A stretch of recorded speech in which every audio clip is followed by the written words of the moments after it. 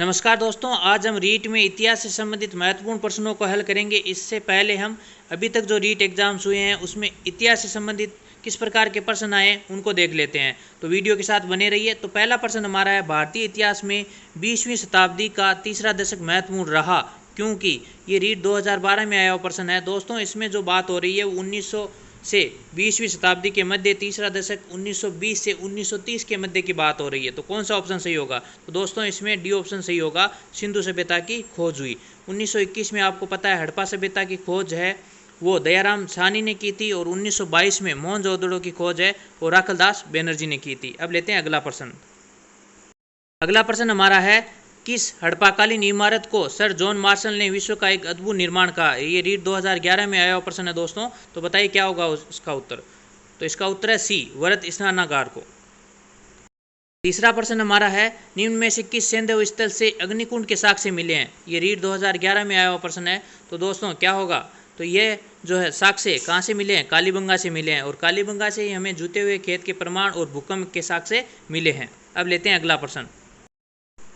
हड़प्पा संस्कृति के अभिलेख मुख्यतः किस वस्तु पर बने मिले हैं? तो ये रीट 2015 में आया हुआ प्रश्न है दोस्तों। तो बताइए ये किस पर बने हुए मिले हैं? मोहरों पर। ये मोहरें किसकी बनी हुई थी? सिलगढ़ की बनी हुई है। अगला प्रश्न हमारा है, कौन सी सभ्यता हड़प्पा सभ्यता की समकालीन थी? ये रीट 2012 में आया हुआ प्रश्न है दोस्तों। बताइए तो क्या होगा इसका उत्तर? तो इसका उत्तर होगा मिस्र जो सभ्यता है वो हड़प्पा सभ्यता के समकालीन थी। अगला प्रश्न है हमारा दोस्तों, रावी नदी का प्राचीन नाम क्या था? ये रीट 2017 में आया हुआ प्रश्न है। तो बताइए दोस्तों क्या नाम था? तो इसका जो प्राचीन नाम था वो परशुनी नदी था। ये जो एक प्रश्न है अभी तक जो रीट एग्जाम हुए हैं उसमें इतिहास से संबंधित पूछे गए प्रश्न है। अब हम करेंगे हल उन प्रश्नों को जो आने वाले रीट एग्जाम के लिए महत्वपूर्ण है। तो हल करते हैं पहला प्रश्न हमारा। प्रसिद्ध दशराज युद्ध का उल्लेख ऋग्वेद के कौन से मंडल में है? तो दोस्तों आपको पता है ऋग्वेद में कुल 10 मंडल है, और किस मंडल में इसका उल्लेख है? 7वें मंडल में इसका उल्लेख है। और ये दशराज युद्ध किसके मध्य हुआ था? राजा सुदास और 10 राजाओं के संघ के मध्य हुआ था, और इसमें किसकी विजय हुई थी? राजा सुदास की विजय हुई थी। अब लेते हैं अगला प्रश्न। अगला प्रश्न हमारा है, निम्नलिखित में से किसने आर्यों का मूल निवास उत्तरी ध्रुव बताया है? तो दोस्तों बताइए किसने बताया था ये? तो ये बताया था पंडित बाल गंगाधर तिलक ने, और मैक्स मूलर ने आर्यों का जो मूल निवास है वो मध्य एशिया बताया था। इससे संबंधित भी आपको प्रश्न पूछ सकते हैं। अगला प्रश्न हमारा है, निम्नलिखित में से कौन सा संस्कार व्यक्ति को गृहस्थ आश्रम में प्रवेश की अनुमति प्रदान करता है? तो बताइए दोस्तों क्या होगा इसका उत्तर? तो इसका उत्तर है समावर्तन संस्कार। डी ऑप्शन अपना सही होगा। अब करते हैं अगला प्रश्न हल। अगला प्रश्न हमारा है, चंद्रगुप्त मौर्य की राजधानी पाटलिपुत्र की प्रशंसा किस पुस्तक में मिलती है? तो दोस्तों इससे एक प्रश्न निकल के आ रहा है, चंद्रगुप्त मौर्य की राजधानी का क्या नाम था? पाटलिपुत्र। और इसकी प्रशंसा किस पुस्तक में की गई है? इंडिका पुस्तक में की गई है। ये पुस्तक किसने लिखी थी? मेगस्थनीज ने लिखी थी। और मुद्रा राक्षस एक नाटक है जो विशाख दत्त ने लिखा था। और अर्थशास्त्र के लेखक कौन थे? चाणक्य, विष्णुगुप्त या कौटिल्य। अगला प्रश्न हमारा है, यूनानी रोमन साहित्य के सेंड्रोकोटस का समीकरण किसने चंद्रगुप्त मौर्य से किया? तो बताइए दोस्तों क्या इसका उत्तर होगा? तो इसका जो समीकरण है विलियम जेम्स ने चंद्रगुप्त मौर्य से किया था। अगला प्रश्न हमारा है, बोरोबुदुर का विशाल बौद्ध स्तूप कहाँ स्थित है? तो बताइए दोस्तों कहाँ पे है ये? तो इससे संबंधित पिछली रीट में पूछा गया था आनंद मंदिर कहाँ पे है? तो वो कहाँ पे है? म्यांमार बर्मा में है। और इससे जो पीछे रीट है उसमें आया था कंबोडिया में कौन सा मंदिर है? तो वहाँ पे अंगोर काट है। तो बताइए बोरोबुदुर कहाँ पे है? तो ये कहाँ पे है? जावा में है। बहुत महत्वपूर्ण प्रश्न है दोस्तों आने वाली रीट एग्जाम के लिए। अगला प्रश्न हमारा है, निम्नलिखित में से कौन आजीव संप्रदाय का प्रवर्तक था? तो बताइए दोस्तों कौन था? मखली घोषाल।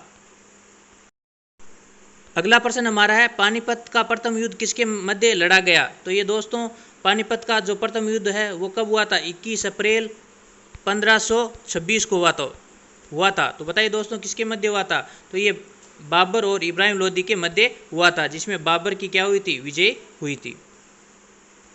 अगला प्रश्न हमारा है, निम्नलिखित में से कौन सा शासक बाजार नियंत्रण प्रणाली के लिए प्रसिद्ध है? तो कौन सा शासक था दोस्तों? अलाउद्दीन खिलजी। बलबन है उसने सिजदा व पाबोस की प्रथा शुरू की थी, और बाबर है वो मुगल साम्राज्य का संस्थापक था, और इल्तुतमिश ने इक्ता प्रथा शुरू की थी। अगला प्रश्न हमारा है, 2.5 दिन का झोंपड़ा किसने बनाया था? तो यह कुतुबुद्दीन ऐबक ने बनाया था दोस्तों। और यहाँ 2.5 दिन का झोंपड़ा, उसके पास ही एक संस्कृत पाठशाला है जिसका निर्माण किसने कराया था? कविराज विग्रहराज चतुर्थ ने करवाया था। अब लेते हैं अगला प्रश्न। अगला प्रश्न हमारा है poverty and un-British rule in India नामक पुस्तक किसने लिखी थी? तो बताइए दोस्तों ये किसने लिखी थी?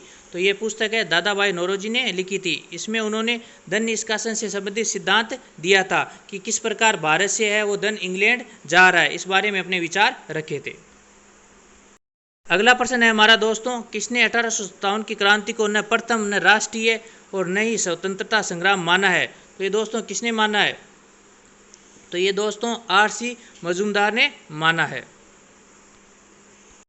अगला प्रश्न हमारा है राजस्थान में बौद्ध संस्कृति के अवशेष कहाँ मिले हैं? तो ये दोस्तों कहाँ पे मिले हैं? बेराट जयपुर से हमें मिले हैं। अगला प्रश्न हमारा है डूंगरपुर प्रजामंडल की स्थापना कब हुई? तो बताइए दोस्तों इसकी स्थापना कब हुई थी? तो डूंगरपुर प्रजामंडल की स्थापना है वो 1944 में हुई थी।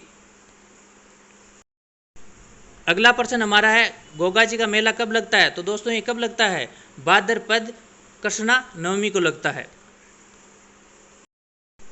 अगला प्रश्न हमारा है दोस्तों बादला कहाँ के प्रसिद्ध है? तो बताइए दोस्तों इसका क्या उत्तर होगा? तो बादला कहाँ के प्रसिद्ध है? जोधपुर के। डी ऑप्शन अपना सही होगा। अगला प्रश्न हमारा है निम्न में से किस दुर्ग को रेगिस्तान का गुलाब कहा जाता है? तो बताइए दोस्तों किसे कहा जाता है? तो रेगिस्तान का गुलाब है वो जैसलमेर दुर्ग को कहा जाता है। अब्दुल फजल ने इस बारे में एक कथन कहा था कि इस दुर्ग पर जाने के लिए पत्थर की टांगें होनी चाहिए। बात करें अगर चित्तौड़गढ़ दुर्ग तो यह है चित्तौड़गढ़ में है और यह चित्रांगन मौर्य ने बनवाया था।